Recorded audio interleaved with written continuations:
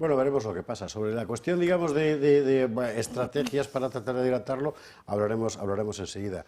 En cuanto a la determinación del gobierno Sánchez de hacer lo que haga falta para sacarlo adelante, me parece que también, de momento, es una evidencia. Siempre nos pueden sorprender de alguna manera, pero bueno, que tenemos ya a Jorge Buxadé, pues vamos directamente con él. Jorge Buxadé, muy buenas noches. Muy buenas noches y muchísimas gracias Nada, por lo la primero, llamada. al revés, los agradecidos somos nosotros, más teniendo en cuenta que mañana hay viaje temprano, o sea que gracias mil.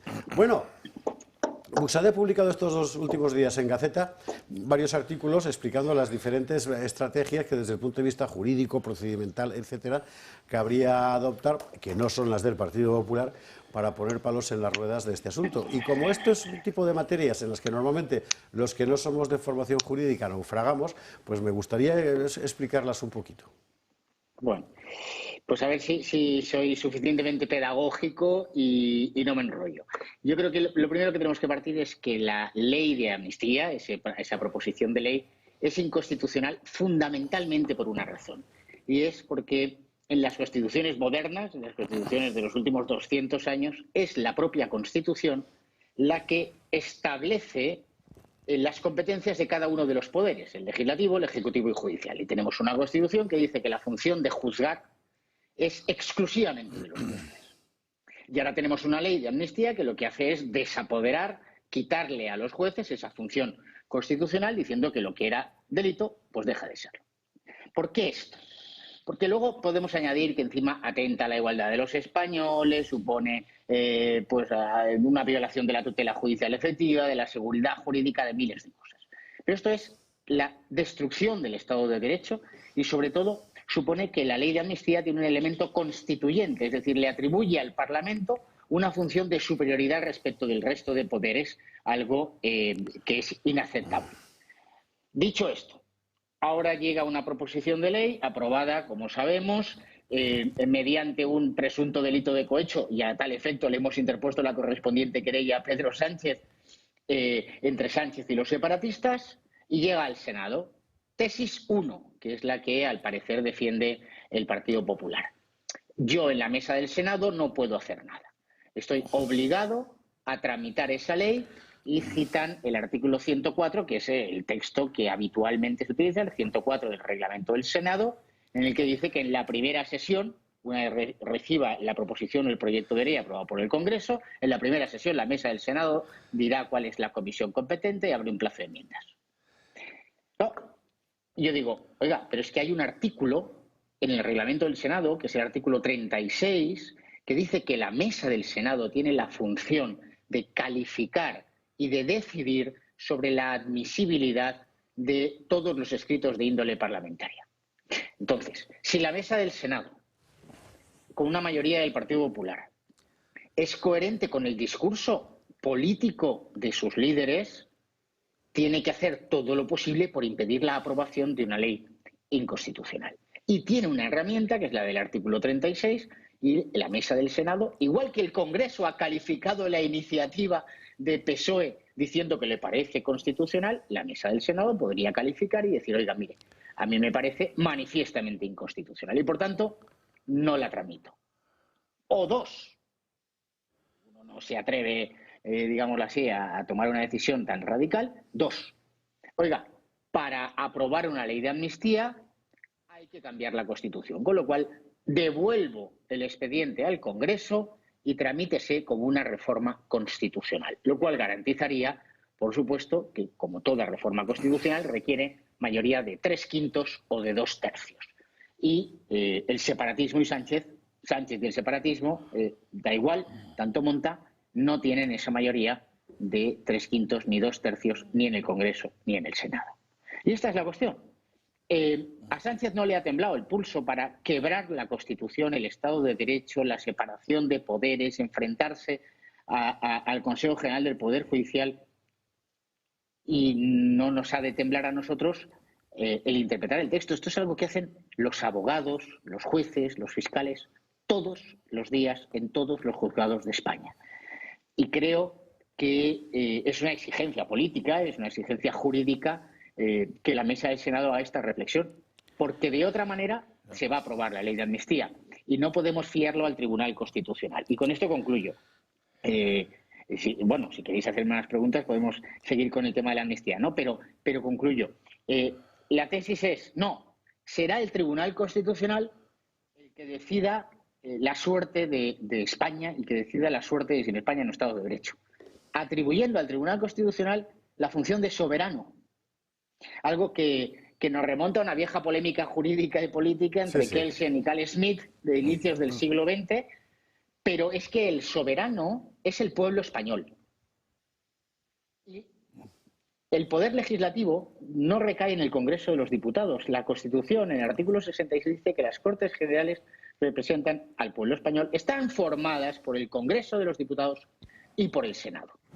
Es verdad que durante 40 años de deriva destructiva de ese estado de partidos que lo ha dominado todo, hemos convertido al Senado en una Cámara irrelevante. Pero vimos que el Senado era relevante cuando se tuvo que aplicar el artículo 155 en el año 2017.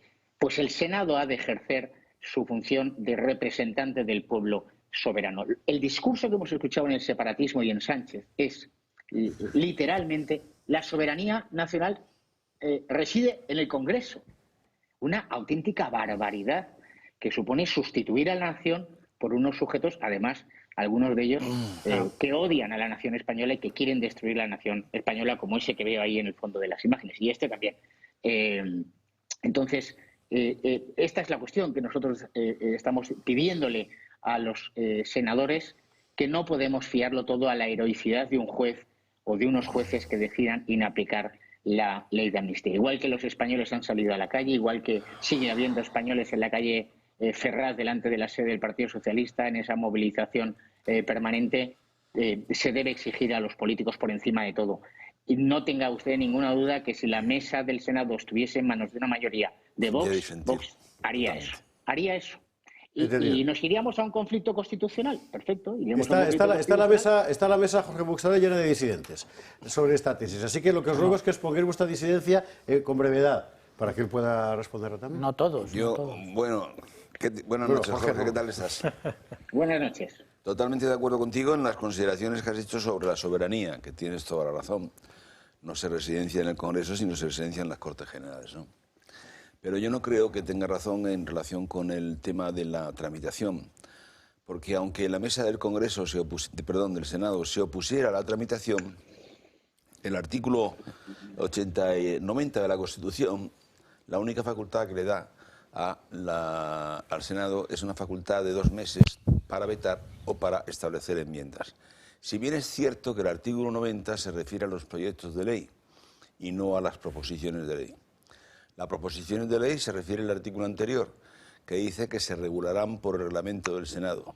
Y el reglamento del Senado dice claramente en el artículo 107, párrafo 3, que en el supuesto de que no se presenten enmiendas o propuestas de veto, el proyecto, proposición de ley, pasarán directamente al Pleno. Por lo tanto, está obligado a que en el plazo de 2 meses, desde que se recibe y desde que el presidente da cuenta a la Cámara de la existencia de la ley, sea o no admitida a trámite por parte de la mesa, en el plazo de 2 meses tiene que, en mi opinión, votar el Pleno si admite un veto, enmiendas o nada, en cuyo caso vuelve al Congreso.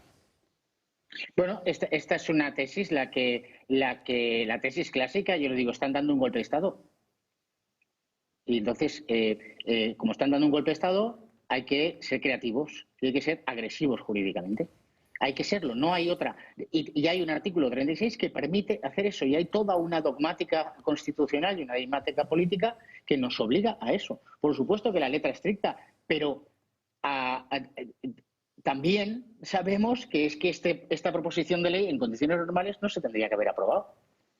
Esta proposición de ley en la que hay un informe de un letrado designado 24 horas antes, después del cese del secretario general, letrado mayor del Congreso de los Diputados, que había informado el sentido contrario en la anterior legislatura, y hace un informe en el que dice no hay una palmaria inconstitucionalidad. Pero hay una posible inconstitucionalidad. Pero Jorge, sí, en eso estamos totalmente... Bueno, pues si estamos totalmente de acuerdo, tenemos dos posibilidades. Pero estará de acuerdo conmigo en que los informes de los letrados no pueden ser vinculantes. Exacto. No lo son. son informes puramente consultivos. Solamente faltaba que los letrados de las Cortes, tanto del Congreso como del Senado, tuvieran facultad de determinar la constitucionalidad de una ley. Le corresponderá a los diputados y a los senadores que asumirán las responsabilidades de todo orden, políticas, jurídicas, pero estarán también de acuerdo penales. conmigo que, primero, los dictámenes de los letrados son simplemente dictámenes consultivos, no vinculantes. Y, en segundo lugar, las Cortes son soberanas para, con su capacidad de voluntad, de establecer la voluntad que representan, establecer lo que quieran. Otra cosa es que eso sea inconstitucional y que eso se recurra ante el Tribunal Constitucional. Y otra cosa, que es lo que yo creo que hay que hacer, en mi opinión, es llevar el tema a una cuestión prejudicial, como sea, rápidamente ante el Tribunal de Justicia. Bueno, eso es otra cuestión porque incluso ahí yo soy más, animo muchísimo más a los jueces. Hay una doctrina bastante consolidada del Tribunal de Justicia de la Unión Europea que dice que cuando la oposición del texto sea manifiestamente contraria al propio Tratado de la Unión, el juez ni siquiera será obligado a presentar esa decisión prejudicial, sino que puede inaplicar de oficio la ley que es contraria al Tratado de la Unión. Pero ahí también estoy de acuerdo contigo. Esa es otra pantalla. Yo lo que digo es, interpretamos que el Senado es absolutamente irrelevante. Interpretamos en condiciones ordinarias, las funciones del Senado serían, por supuesto, enmendar o manifestar su veto. Pero ante una situación como esta, de una ley palmariamente inconstitucional, de una ley que supone la quiebra del Estado de Derecho, que supone la quiebra de la función jurisdiccional,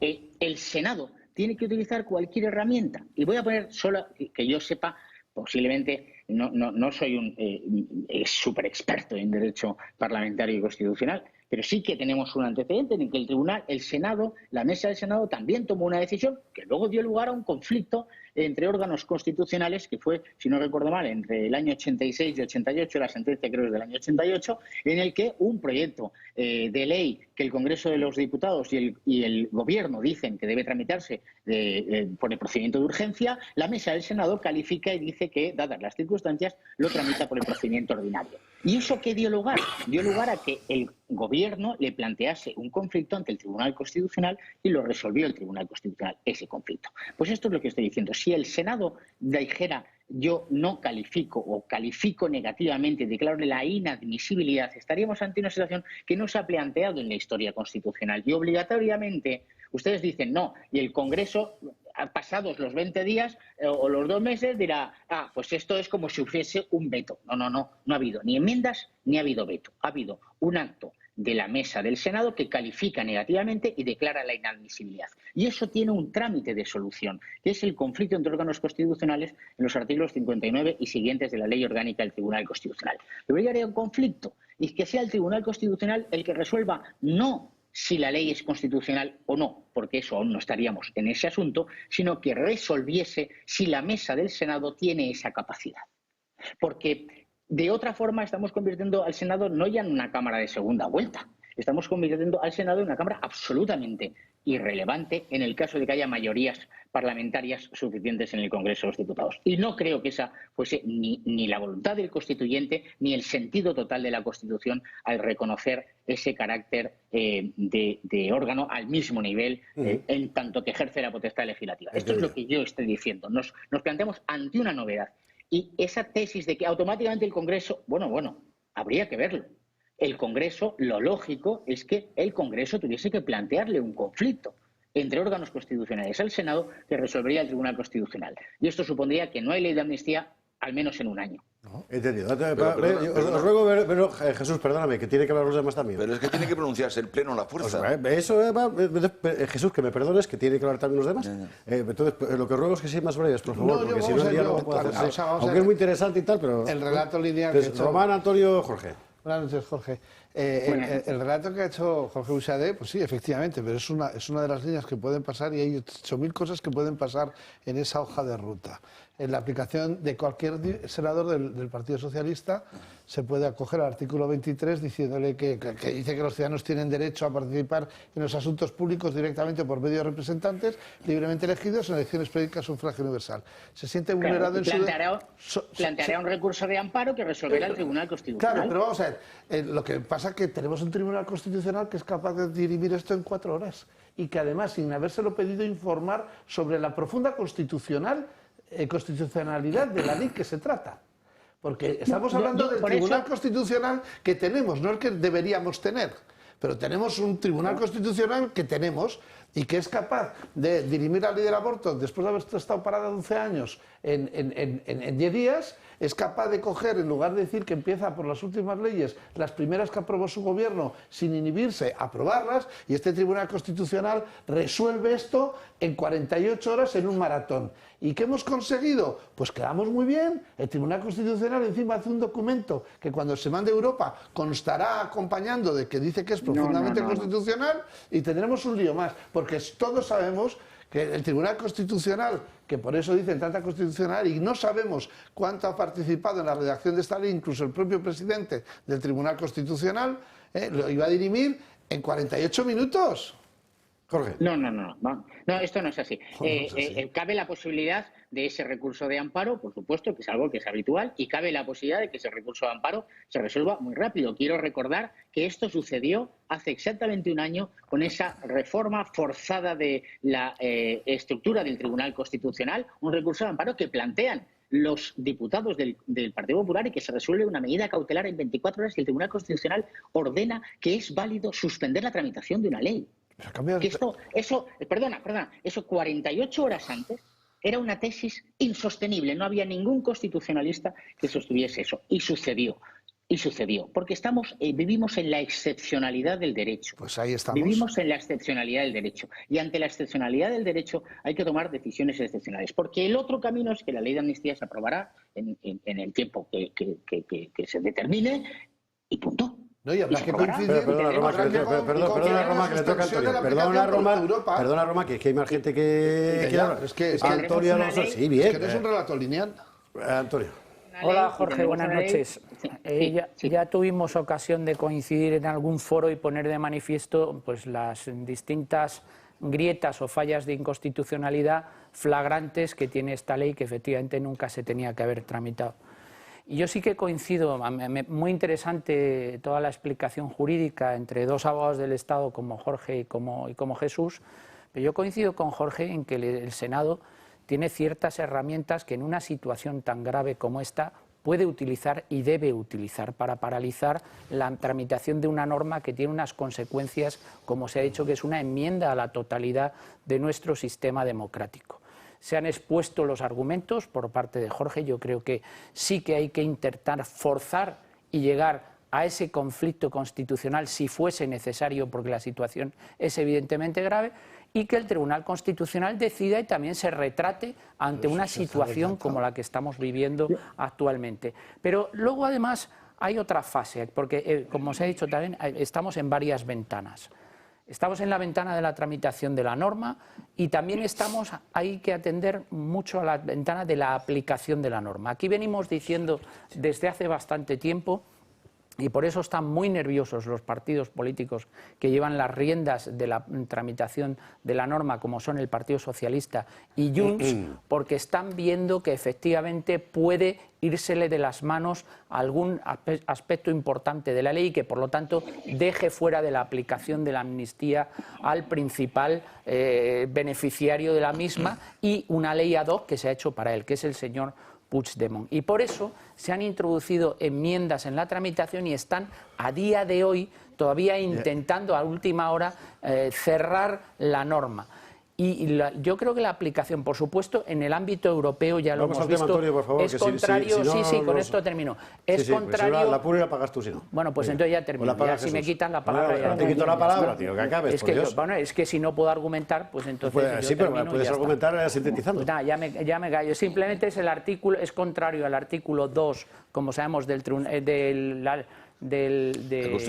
la Constitución, del Tratado de la Unión Europea, y también es contrario a algunas de las cosas que se han metido, claro, como lo que han metido de que no la cuestión prejudicial no suspende, no es suspensiva, también es contrario al reglamento del Tribunal de Justicia de la Unión Europea. Por lo tanto, tanto a nivel europeo como en la aplicación práctica de la norma, yo estoy completamente convencido que esta norma no va a surtir los efectos queridos por los propulsores de la misma.